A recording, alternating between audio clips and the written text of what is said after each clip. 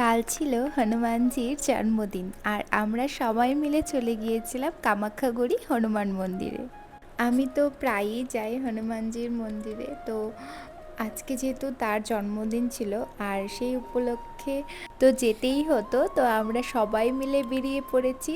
আর এখানে মোমবাতি, ধূপকাঠি সমস্ত কিছু কিনে নিয়েছি। আর টানা কদিন বৃষ্টির পর আজকে এত পরিমাণে রোদ উঠেছিল যে প্রচণ্ড গরম লাগছিল।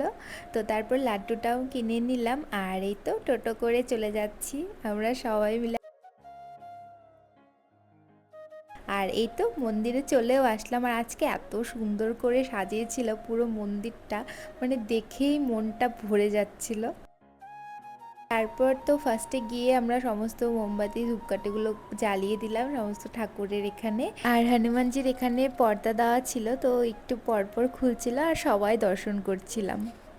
এত পরিমাণে ভিড় হয়েছিল আর মন্দিরটা তো আজকে ভীষণই সুন্দর লাগছিল, আর হনুমানজিকেও খুবই সুন্দর লাগছিল আজকে। এই তো পর্দাটাও খুলে দিল আর সবাই দর্শন করছিল মন ভরে, তো তোমরাও দর্শন করে নাও।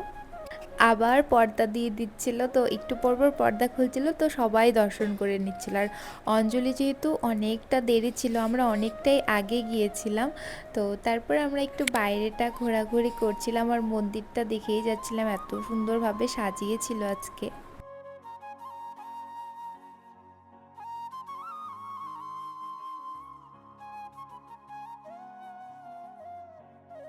তারপর আমরা একটু স্টেশনের এদিকে হাঁটছিলাম, কারণ মন্দিরে একদম দাঁড়িয়ে থাকার মতন জায়গা ছিল না।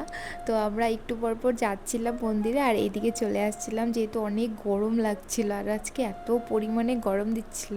তো আবারও চলে আসলাম মন্দিরে, তো এইভাবেই অনেকটা টাইম কেটে যাচ্ছিল। তো তারপর অনেকটা টাইম পেরোনোর পর অঞ্জলি স্টার্ট হলো, তারপর ওরা সবাই অঞ্জলি দিয়ে এসে তারপর আমরা সবাই মিলে একটু আখের রস খেয়ে নিচ্ছিলাম, কারণ এত পরিমাণে গরম ছিল, শরীর লাদ দিচ্ছিল না। আর এখানে টোটোতে সবাই বলছিল যে একটু খিচুড়ি খেতে ইচ্ছে করছিল, তো বারোবিশা ঠাকুর দর্শন করে কিন্তু আমরা খিচুড়ির প্রসাদও পেয়ে যাই। তারপর সবাই মিলে খাওয়া দাওয়া করে চলে আসি বাড়ি। আর ভিডিওটা কেমন লাগলো অবশ্যই জানিও।